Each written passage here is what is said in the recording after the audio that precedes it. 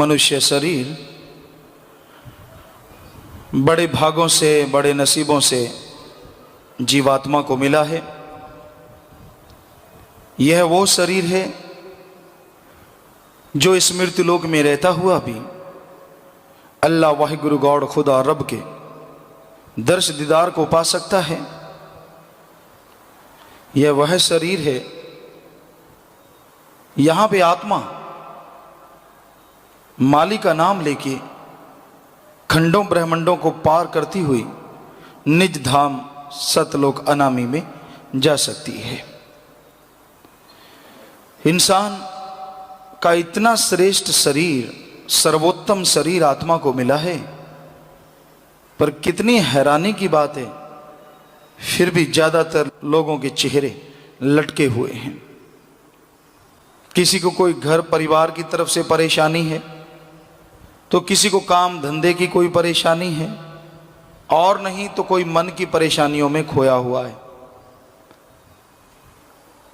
दो तरह का जीवन ज्यादातर लोग जीते हैं, घर गृहस्थ का और त्यागी, घर परिवार छोड़ के अल्लाह मालिक की याद में लग जाना। घर गृहस्थी इंसान बहुत से झमेलों में उलझा होता है। बचपन में पता नहीं होता कि ऐसा कुछ होगा। बचपन में खिलौने अच्छे लगते हैं और माँ बाप उसकी इच्छाएं पूरी करते हैं। जैसे खिलौने चाहिए, जैसे वो दे सकते हैं, वैसे खेल खिलौने देते हैं और बच्चा उसमें मस्त हो जाता है, खुश रहता है। उन खिलौनों में प्यार मोहब्बत डाल लेता है और जीवन गुजरने लगता है। थोड़ा थोड़ा बड़ा होता है, जैसे बड़ा होता है तो छोटे खिलौने चले जाते हैं, बड़े खिलौने आ जाते हैं। उस खेलने कूदने में मस्त है। समय गुजरता है, खेलना कूदना बढ़ता चला जाता है।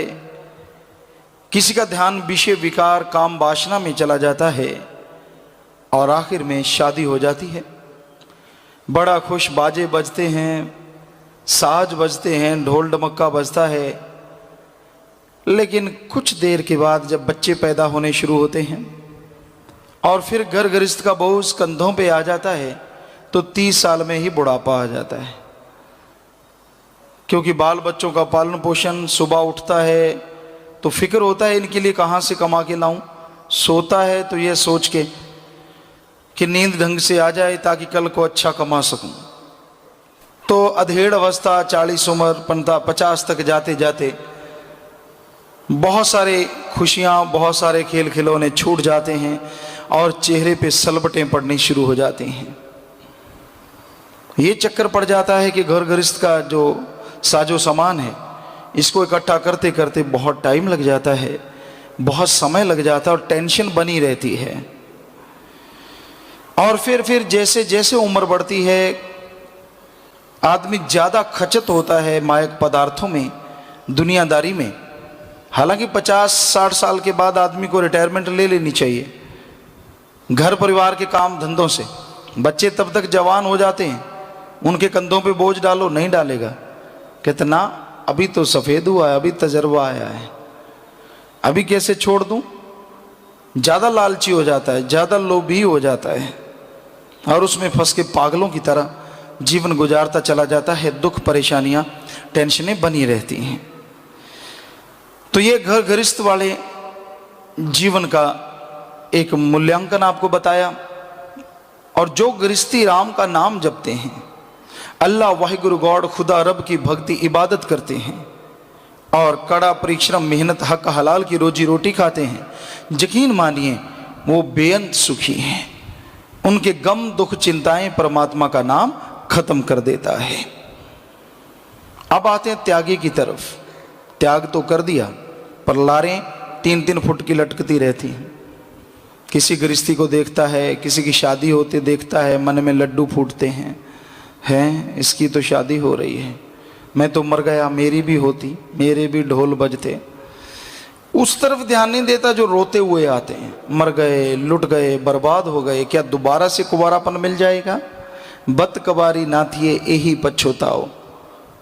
गुरु साहबानों के वचन है कि जब तक शादी नहीं होती तो चाव रहता है शादी का, शादी हो जाती है तो मामले पड़ जाते हैं और फिर रोता कुरलाता है, और आखिर में यही कहता है कि बत वो फिर से नहीं आएगी, यही पछताओ।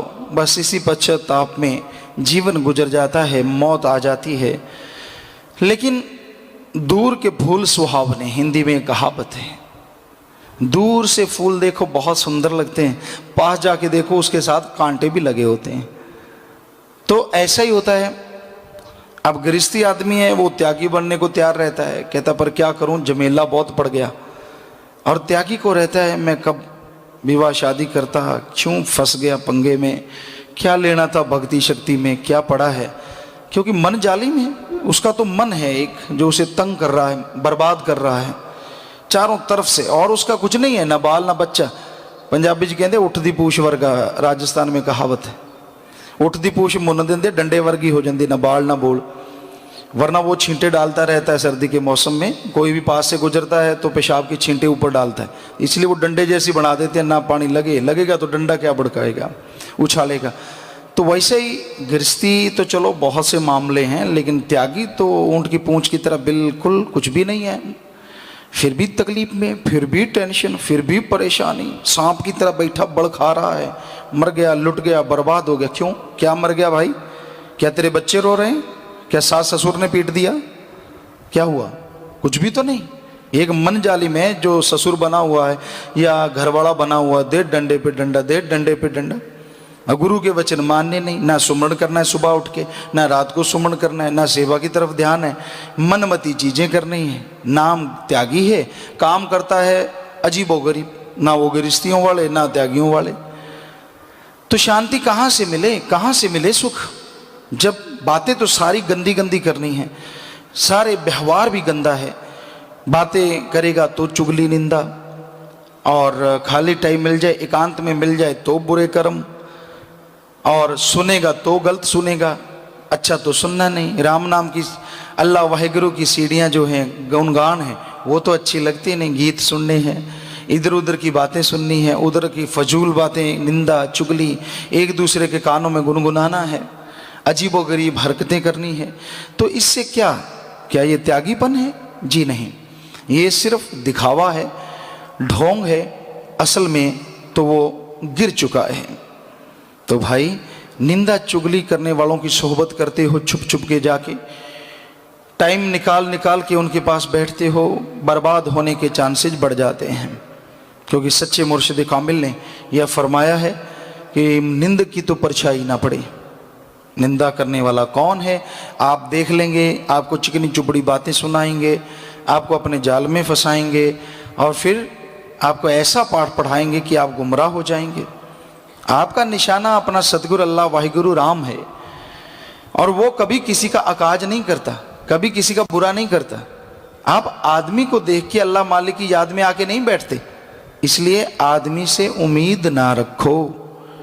किसी को आप सोचते हैं ये बहुत बड़ा भक्त है, ये छोटा भक्त है, ये तो बड़ा जी बड़ी शब्दवाणी करता है जी, ये तो गांव में बड़े अच्छे काम करता है जी। ठीक है, करता है तो अपने लिए करता है, मालिक उसकी झोलियां भरेगा, पर ये ना हो कि आप उसके आशिक हो जाएं बजाय भगवान के होने के।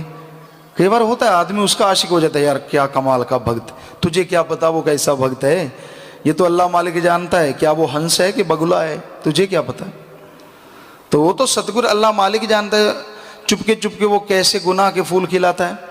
तो ऐसा हमने देखा गांव में, शहरों में ऐसा होता है, आदमी अंधविश्वास कर लेते हैं। तो कभी भी अंधविश्वास ना करो। बेपरवाह जी के वचन है, होना मस्त ते रहना होशियार चाहिदा। मस्त अल्लाह वाहिगुरु के नाम से रहो, लेकिन होशियार रहो। इस दुनिया में बड़े छली कपटी लोग हैं, बड़े छलावा देते हैं, वो छल लेते हैं आपको।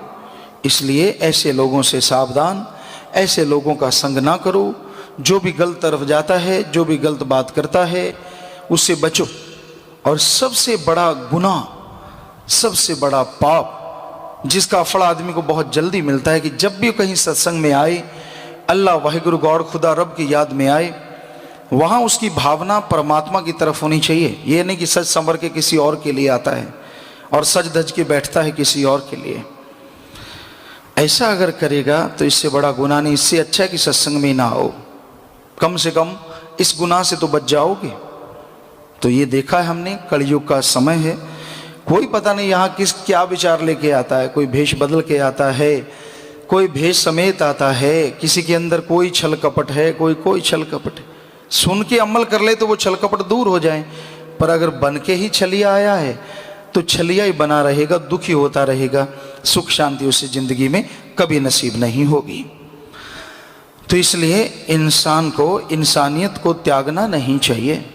मानवता इंसानियत की यह मांग है कि आप सच्चे दिल से अल्लाह वाहिगुरु गॉड खुदा रब का नाम जपें और यहाँ तक संभव हो मेहनत हक हलाल दसा नवा दी किरत करो, मेहनत करो, हार्ड वर्क, चाहे दिमागी मेहनत, शारीरिक मेहनत, तो सुख मिलेगा। लेकिन एक बात और ख्याल में रखो, एक महीना आप सुबह शाम रात काम धंधे में गुजारते हैं, कम से कम एक सप्ताह में 7 दिनों में 6 घंटे निकाल लो जिसमें आप सेवा कर सको। 12 घंटे निकाल लो तो कहना ही क्या है। चलो महीने में 2 दिन सेवा कर लो, पर ये मन इतना जालिम है, नहीं आने देता।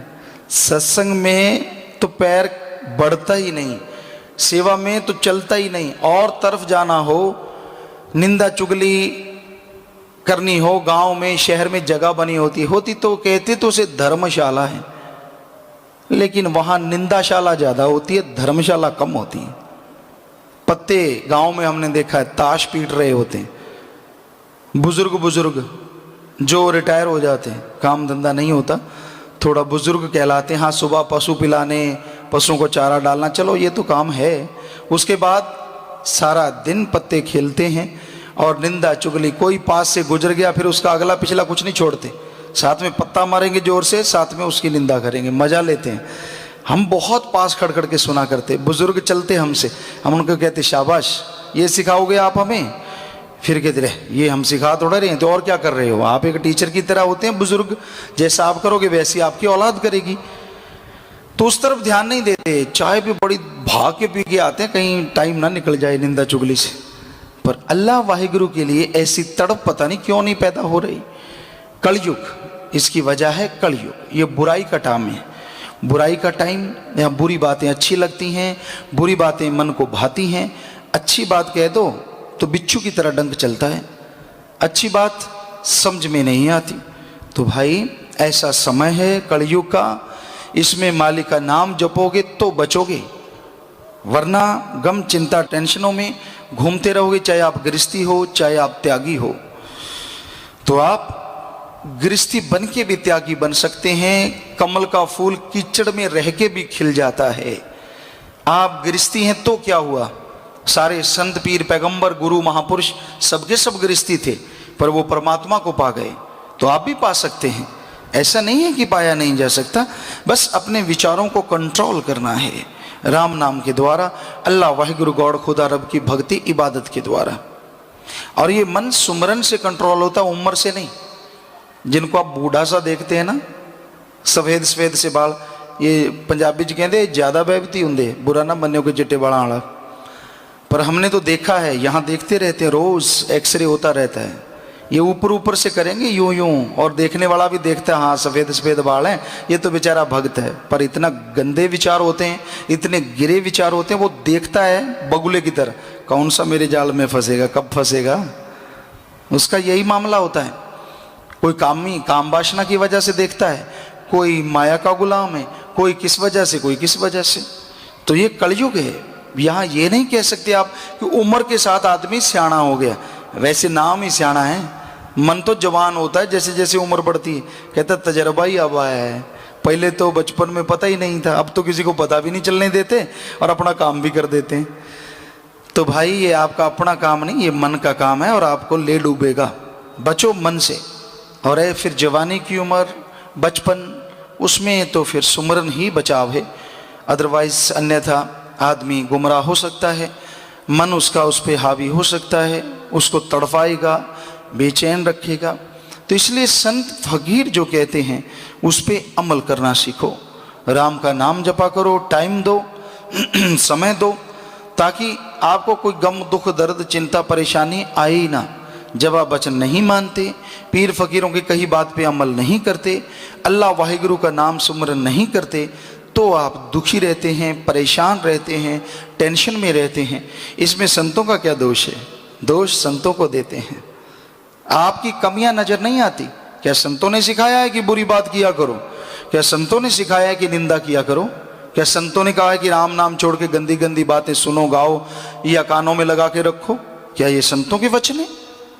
करना सब कुछ खुद है और दोष संतों को। शर्म नहीं आती? ऐसे लोग बड़े ढीठ होते हैं, बेशर्म। अपने को दोष नहीं है, मैं तो सही हूं। संतों ने क्या कहा? संतों रोकते हैं बुराइयों से, गलत बातों से। राम का नाम जपो, अल्लाह मालिक को याद करो, तो आपका जीवन सुख में ना हो तो संत गारंटी देते हैं। अब अगर आप ही वचन ना मानो, वचनों को काटते चले जाओ, तो सुख कहां से मिलेगा? फिर तो तकलीफ, दुख, परेशानी, अंदर टेंशन, गम, परिवार में दुख दर्द चलता ही रहेगा। कोई क्या कर सकता है इसमें? ये तो तभी खुशियां हैं अगर वचन को माना जाए। चाहे कोई गृहस्थी मान ले, चाहे कोई त्यागी मान ले, जो भी मानेगा वही दया में रहमत से माला माल हो जाए। अल्लाह वाहिगुरु गॉड खुदा रब का नाम लिया करते हैं, उसकी भक्ति इबादत में समय लगाया करते हैं, तो कोई भी नेगेटिव पावर, बुरी शक्ति, काल महाकाल में उस जीव का बाड़ बांका नहीं कर सकता। क्योंकि अल्लाह वाहिगुरु गॉड खुदा राम में ऐसी शक्ति है, उससे आत्मा बलवान हो जाती है। और आत्मा जिसकी बलवान हो जाए, आत्मबल आत्मविश्वास जिसके अंदर आ जाता है, वो फिर ना मन और ना माया का गुलाम बनता है। गुलाम बनता है तो अल्लाह वाहिगुरु राम का, उसकी भक्ति इबादत करता है, उसकी रजा में खुशी हासिल करता है।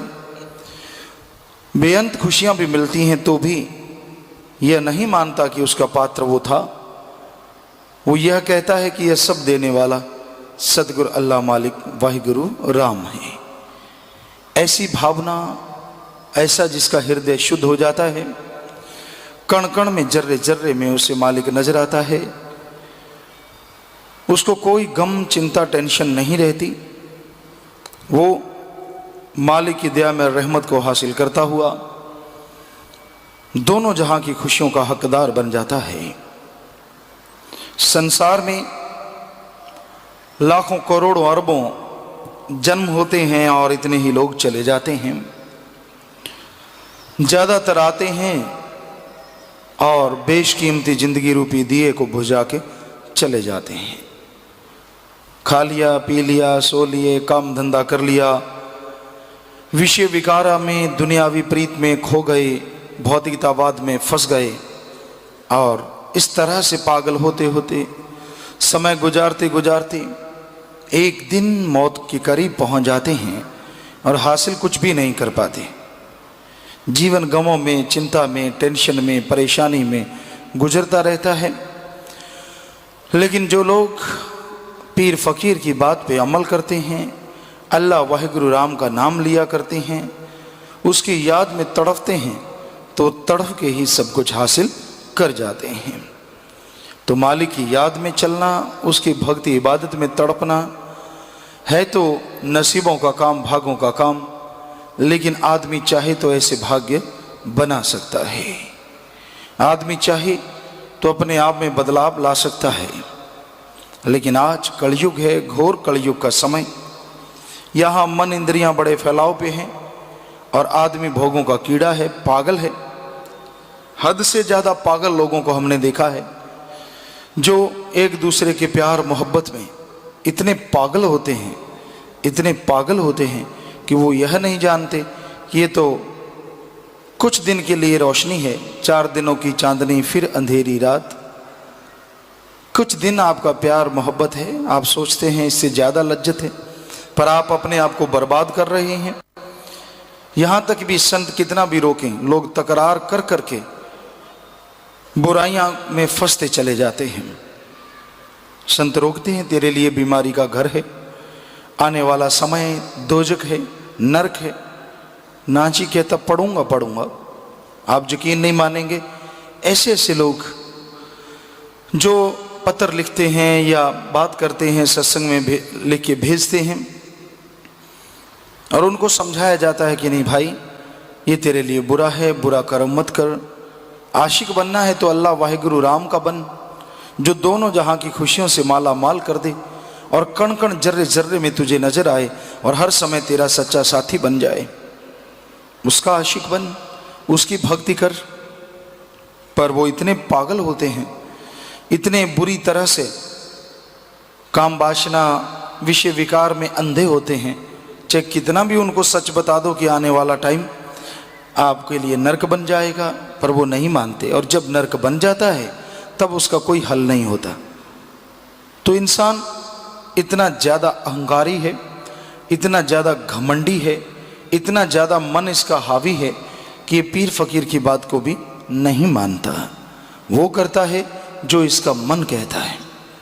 तो मन के कहे से कभी भी कोई सुखी नहीं रहता।